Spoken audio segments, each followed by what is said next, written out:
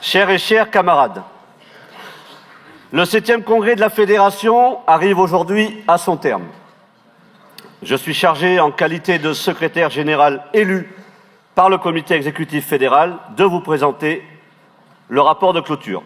Mais avant tout, je tiens à saluer toutes celles et ceux qui, grâce à leur investissement, ont permis que ce 7e congrès puisse se tenir dans les conditions que nous avons ensemble vécues tout du long de la semaine. Les camarades, je vous demande de vous lever et de les applaudir chaleureusement en guise de remerciement.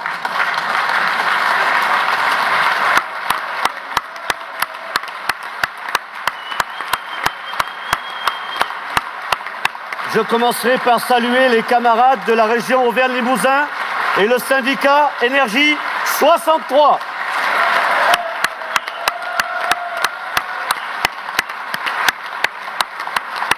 L'ensemble des camarades, des commissions et du bureau du Congrès. Le personnel de la Fédération. Les camarades investis sur l'espace vie fédérale et notre IHSME.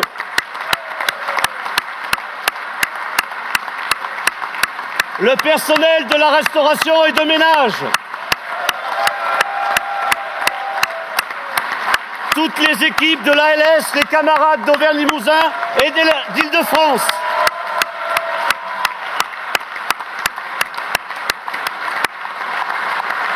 Et enfin, parce qu'un congrès sans espace avec les partenaires, ça n'est pas un congrès, je remercie bien évidemment l'ensemble des prestataires et associations qui nous ont suivis tout du long de cette semaine. Merci à eux.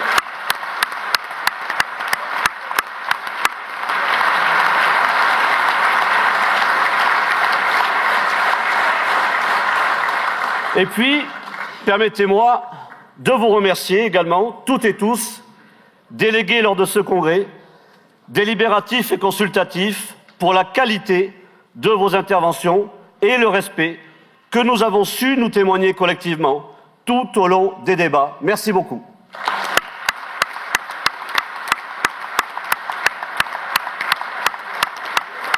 Et enfin, je tiens à saluer tous les camarades, sans exception, bien entendu, du comité exécutif fédéral et de la commission financière et de contrôle sortant, avec qui j'ai eu plaisir à diriger la fédération dans la précédente mandature.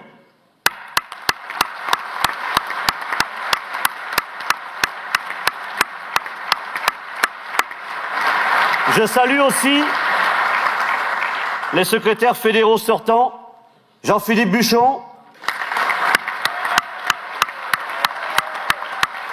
Laurent Heredia, Gilles Gouron et Franck Traversari, à qui je souhaite encore un bon anniversaire.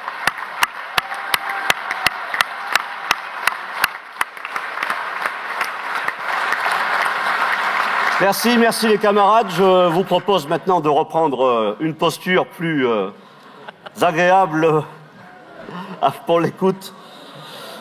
Depuis lundi, nous avons passé 4 journées intenses à échanger et débattre.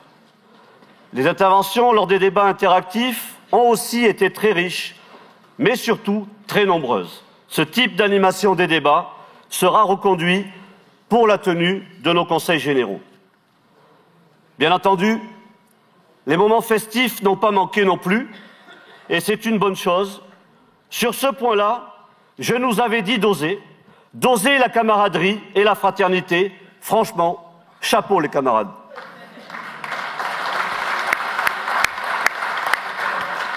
Nous attendions ce 7e congrès avec beaucoup d'impatience. Nous nous sommes retrouvés et nous avons su le fêter.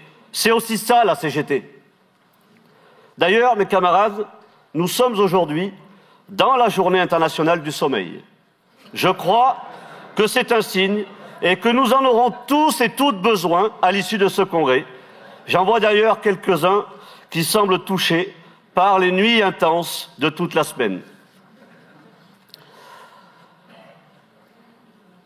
Nous avons d'abord pu partager et faire le bilan de la précédente mandature.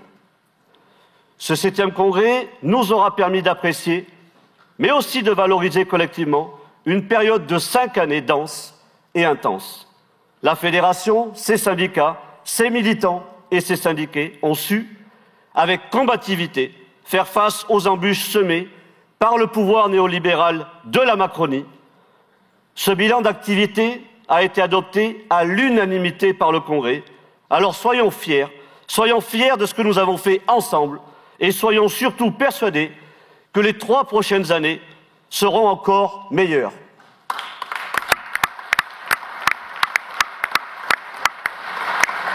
Malgré l'adversité et les conditions complexes dans lesquelles la fédération et ses syndicats ont évolué pendant 5 années, l'activité a été forte, revendicative et combative.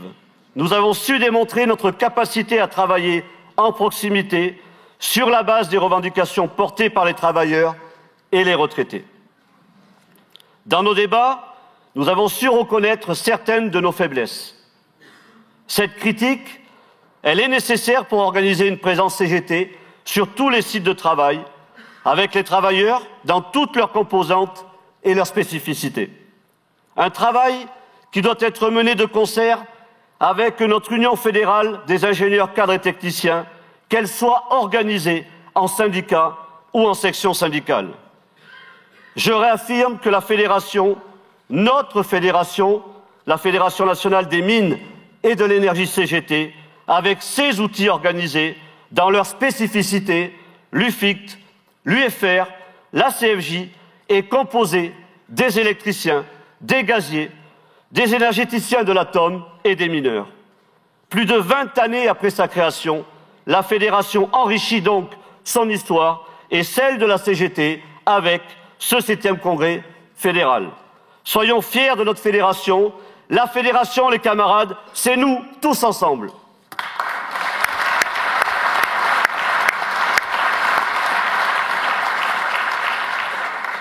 Dans le rapport d'ouverture, j'ai fixé la priorité pour la fédération et ses syndicats pour que la formation syndicale retrouve pleinement sa place dans notre qualité de vie syndicale.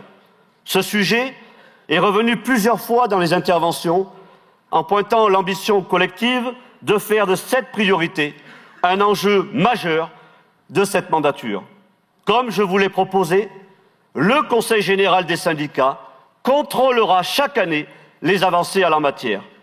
Il est évident et maintenant affirmé que le déploiement d'un plan de formation ambitieux doit être la priorité du comité exécutif fédéral et des syndicats pour améliorer notre démarche revendicative et notre portage politique CGT. Il doit aussi améliorer notre vie syndicale au plus proche des syndiqués, des travailleurs et des retraités de toute la fédération. Nous avons, à de nombreuses reprises, rappelé l'importance de militer dans la transversalité pour répondre aux attentes et aux besoins des syndicats et des syndiqués de l'énergie atomique, des mines et des industries électriques et gazières. Je vous le dis, les camarades, nous allons devoir aller beaucoup plus loin. Dans la prochaine mandature, la fédération, avec ses syndicats, doit être offensive pour laisser la place aux jeunes et les aider à organiser l'activité spécifique avec la Commission fédérale jeune. Toutes les conditions seront créées pour donner les moyens aux jeunes de militer à la CFJ.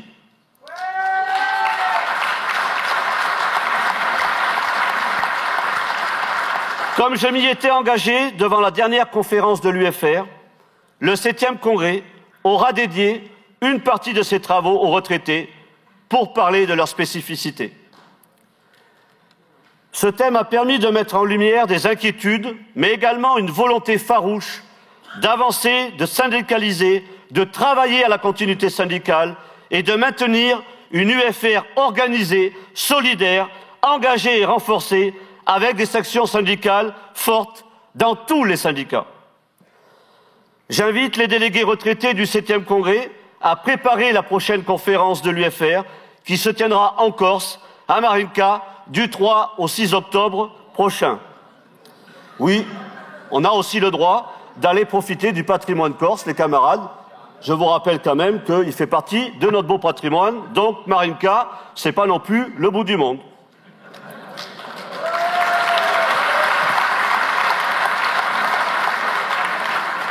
Cette conférence débattra et élaborera le portage revendicatif retraité pour la prochaine mandature. Elle s'appuiera sur la conférence revendicative fédérale qui se tiendra le 22 juin prochain. Je suis particulièrement satisfait que les délégués retraités aient pu, tout au long de ce 7e congrès, exprimer leur attachement à leur fédération et leurs syndicats. Je les remercie pour leur confiance et je leur dis, avec ma plus grande conviction, qu'il ne sera nullement question de les abandonner, ni de casser l'organisation territoriale qui contribue à notre rapport de force.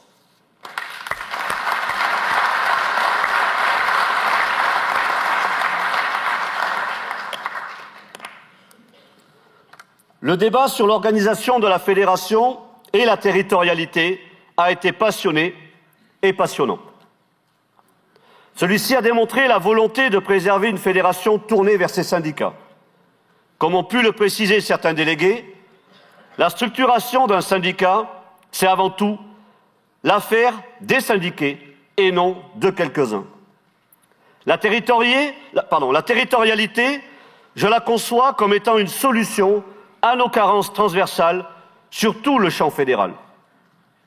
Hormis un délégué, je n'ai pas entendu dans les différentes interventions l'engouement que j'attendais dans un débat sur la territorialité pour aider à mener une activité syndicale et de lutte qui englobe les électriciens et gaziers, les énergéticiens de l'atome et les mineurs. Ce débat a été beaucoup trop centré industrie électrique et gazière. Alors même que nos camarades mineurs ont témoigné, par exemple, de leur attente envers la fédération. Ils auront besoin des syndicats des IEG pour poursuivre l'activité du secteur mine au local et au national.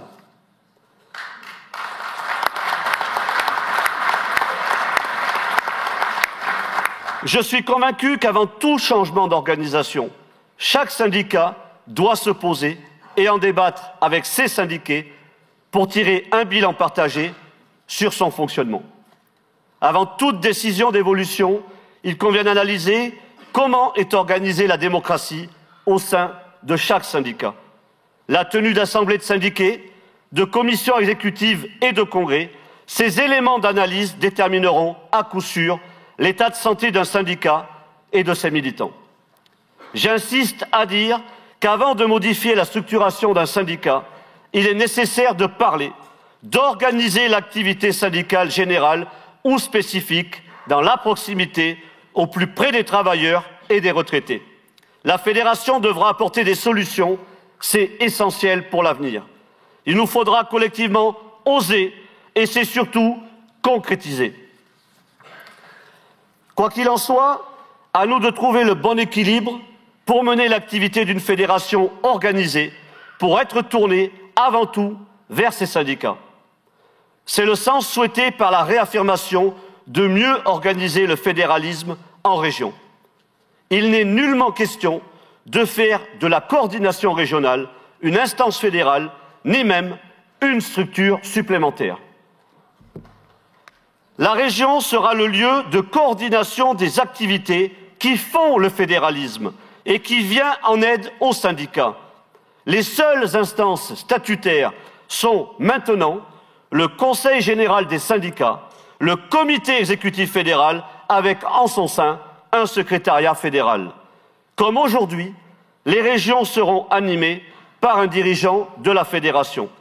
La nouveauté, c'est que le Comité exécutif fédéral mettra en place des collectifs fédéraux composés de dirigeants fédéraux, mais aussi de militants des syndicats, ce que nous avons souhaité appeler des référents d'activité. Ces collectifs qui feront le fédéralisme par la politique revendicative, la coordination des luttes, la politique énergétique, mine et industrielle, la vie syndicale, la formation syndicale, le tourisme social, la politique financière, l'international, seront essentiels pour une fédération tournée vers ses syndicats. Il ne s'agira surtout pas d'avoir des référents des syndicats détachés à temps plein sur des domaines d'activité. Il s'agira d'avoir des camarades qui seront des relais et des points d'appui pour porter et partager le travail issu des collectifs fédéraux afin que le comité exécutif fédéral soit en phase avec le terrain, mais surtout avec ses syndicats. Je prends ici l'engagement d'un secrétariat fédéral plus présent sur le terrain et d'un comité exécutif fédéral encore plus acteur de la vie et de l'activité des syndicats en région.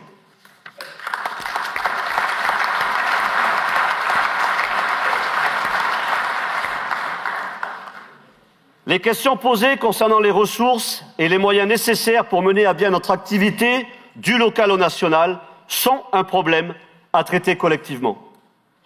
Le renouvellement militant, la formation, une meilleure répartition des mandats en IRP, dans les organismes sociaux et de santé, dans les conseils d'administration, diminuer le nombre de détachés à 100% et s'impliquer en tant que retraités, autant d'axes de travail qui permettront aux syndicats et à la fédération de continuer à être à l'offensive. Nous devons travailler très vite avec le comité exécutif fédéral, l'organisation qui permettra de structurer les activités de la fédération. Ceci en prenant en compte le champ fédéral et nos outils spécifiques, l'UFR, l'UFICT et la CFJ. Être à l'offensive pour renforcer les rangs de la CGT, cela devra se traduire par une CGT qui ose se démultiplier dans les entreprises et surtout là où la CGT ne va pas ou ne va plus. Comme précisé dans le rapport d'ouverture, la fédération avec ses syndicats mettra en place un plan de reconquête et de renforcement pour élever notre rapport de force. Les liens indispensables à tisser avec les structures interprofessionnelles, les unions locales et les unions départementales ont été nombreuses fois avancés dans les interventions des délégués. Au-delà de la formation essentielle aux militants, ces liens doivent nous aider, par exemple, à donner de la cohérence, de l'utilité et du sens à la lutte. Notre programme progressiste de l'énergie a toute sa place dans les organisations de la CGT. Notre exigence de la sortie du marché de l'énergie pour l'avenir du service public, pour la réponse aux besoins, sous un contrôle et une maîtrise publique, est un enjeu majeur pour donner du sens. Les syndicats de la fédération doivent, avec les unions locales et les unions départementales, organiser des initiatives pour débattre du programme progressiste de l'énergie. Alors n'attendons pas, soyons les porteurs d'un projet de société qui devienne le projet de la CGT.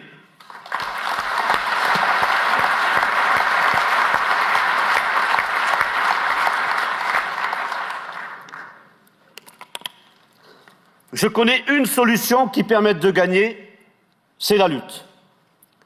Cette semaine, vous avez, par vos témoignages, apporté de nombreux exemples qui démontrent que la lutte, ça paye les camarades. Alors, dès aujourd'hui, inscrivons-nous dans les journées d'action et de mobilisation prévues le 22 mars à l'appel des camarades du CEA qui seront mobilisés à Bercy à 11h. Inscrivons-nous aussi le 24 mars à l'initiative des 9 UCR et le 5 avril pour défendre l'avenir industriel et le projet Écocombust à Cordemais et bien entendu le 31 mars à l'initiative des fédérations CGT des services publics.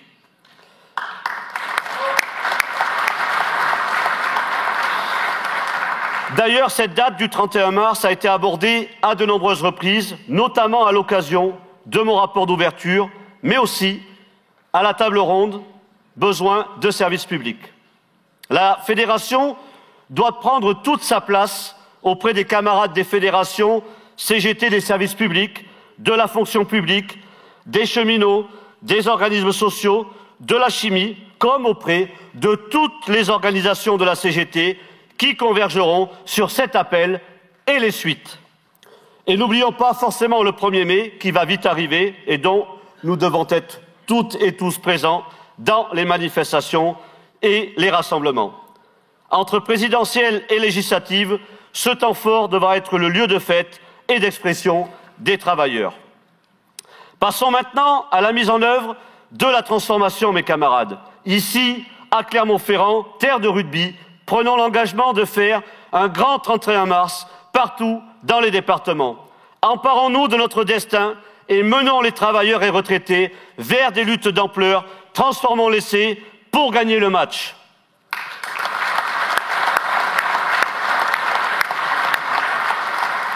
Et comme nous le rappellent les statuts confédéraux, les organisations qui composent la CGT disposent d'une pleine autonomie d'expression, de décision et d'action. Comme nous le rappelait Laurent Brun, n'attendons pas les réformes du prochain gouvernement. Dès maintenant, préparons la rentrée sociale avec les organisations de la CGT qui veulent transformer la société et ne plus subir.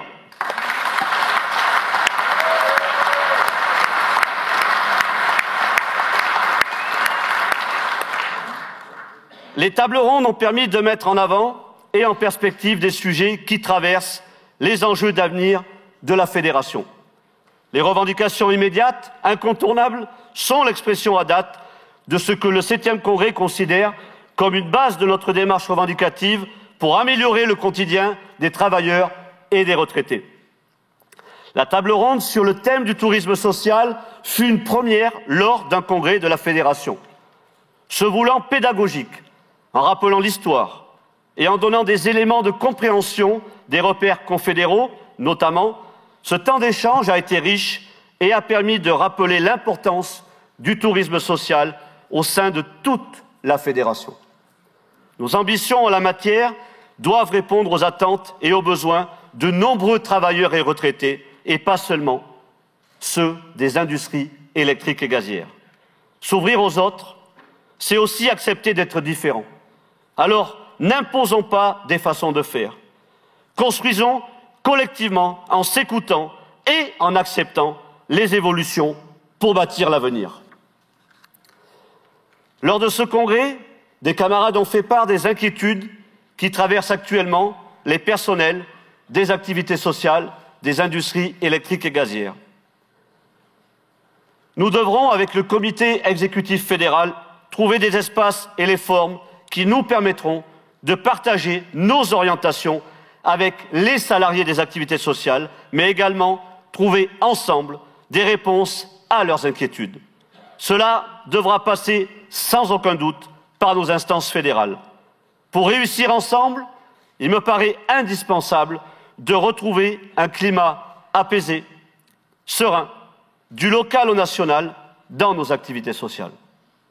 De manière générale, je souhaite par-dessus tout une CGT unie et indivisible.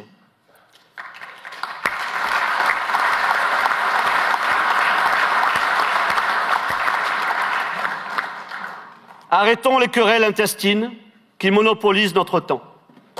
Réorientons notre énergie contre nos ennemis de classe, ceux qui pilotent nos entreprises. Ne soyons pas des ennemis entre nous.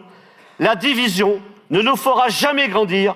L'unité de la CGT nous fera gagner ensemble, les camarades. Alors, on y va et surtout, on construit l'avenir tous ensemble.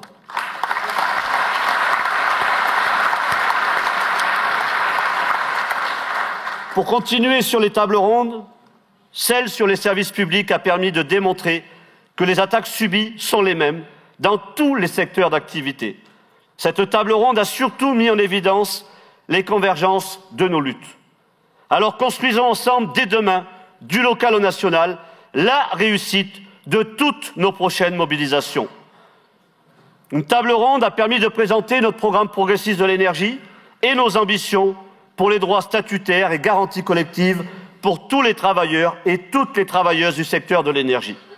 L'arrivée à point nommé du volet sur la filière gaz et prochainement du 100% public numéro 4 devront être des nouveaux points d'appui pour notre déploiement. Nous devrons mettre en avant la défense des biens communs que portent les salariés des entreprises de l'électricité, du gaz, de l'énergie atomique et des mines. Nous réaffirmerons ensemble la nécessité de maîtrise, de contrôle et de gestion démocratique publique pour répondre aux enjeux d'avenir et aux besoins des usagers. C'est ça l'avenir du service public de l'énergie.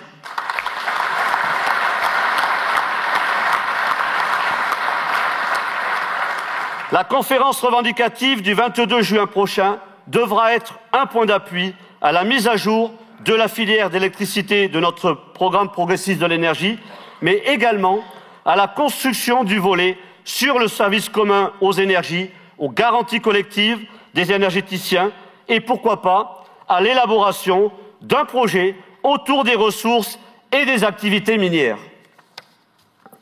Enfin, une table ronde permettant d'affirmer notre volonté de convergence internationale pour une énergie publique a aussi rappelé l'importance que porte la Fédération à la solidarité et à la convergence des luttes internationales.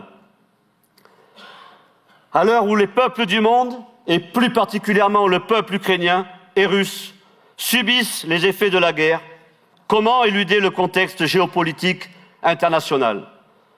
Sans redire ce que j'ai déjà évoqué dans le rapport d'ouverture, une de nos préoccupations dans la prochaine mandature sera de développer les coopérations internationales. Nous portons déjà autant que possible notre soutien aux peuples qui subissent la guerre et toute autre forme d'attaque, comme le blocus à Cuba. Le contexte national et international dans lequel nous évoluons ne doit pas nous freiner, mais au contraire, nous déterminer plus que jamais à combattre le capitalisme et le néolibéralisme responsables du déclin en cours.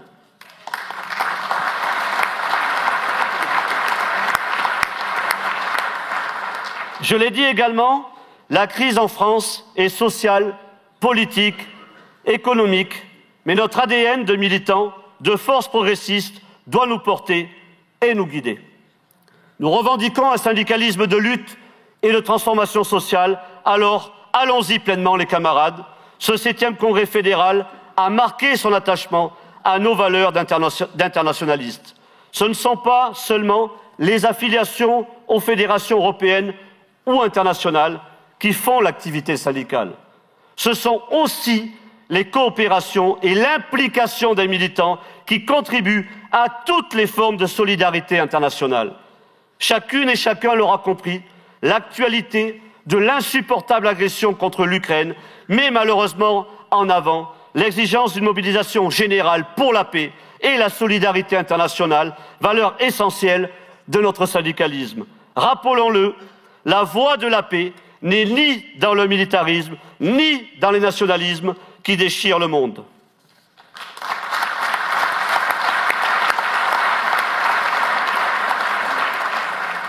Je terminerai par faire référence à un élément important de notre histoire.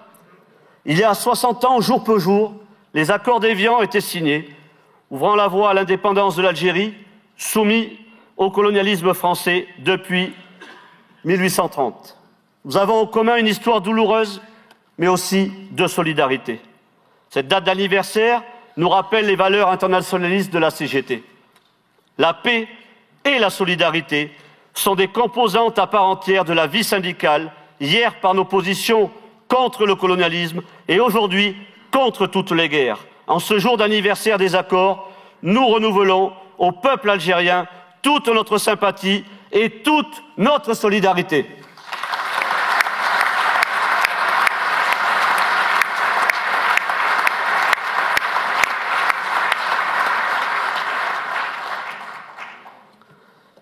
À compter de la semaine prochaine, la Fédération va donc mettre en œuvre ses nouvelles instances fédérales et travailler à son fonctionnement. Une feuille de route claire et individualisée sera établie pour chaque dirigeant fédéral, membre du comité exécutif fédéral. La responsabilisation individuelle fera le succès du collectif. Il sera nécessaire d'organiser un roulement qui permettra de rapprocher les dirigeants fédéraux du terrain, d'aller au contact des syndicats, des militants, des syndiqués et de créer du lien avec la fédération. Comme nous l'avons répété à de multiples reprises durant le congrès, oser, c'est aussi être offensif, solidaire, engagé et renforcer notre fédération. Ce slogan doit donner du sens à notre activité, nous guider, nous porter durant toute la prochaine mandature. Dans les prochaines semaines, pour tous les salariés et retraités que nous représentons, contribuons à faire progresser la représentativité de la CGT dans son ensemble en favorisant notre vie syndicale et ajustant nos revendications. Alors, osons, mes camarades, osons lutter pour améliorer nos statuts, osons lutter pour nos régimes spéciaux de retraite, pour nos régimes spéciaux de sécurité sociale, osons lutter pour de meilleurs droits et garanties sociales et collectives pour tous les travailleurs de l'énergie atomique, des mines, des industries électriques et gazières. Osons construire et gagner le statut d'énergéticien avec nos camarades des fédérations CGT qui agissent sur les mêmes champs d'activité. Osons exiger la sortie du marché pour l'énergie. Osons croire au retour des jours heureux en cette période électorale. Ne soyons pas dupes à toute forme de montée des idées d'extrême droite. Tous ensemble, offensifs, solidaires, engagés, renforcés pour gagner. Croyons en nous, les camarades. Croyons en notre capacité à élever le rapport de force. Croyons aux victoires sous les couleurs de notre belle CGT. Vive le 7e congrès. Vive la Fédération des mines et de l'énergie CGT. Vive la CGT. Hasta Victoria siempre.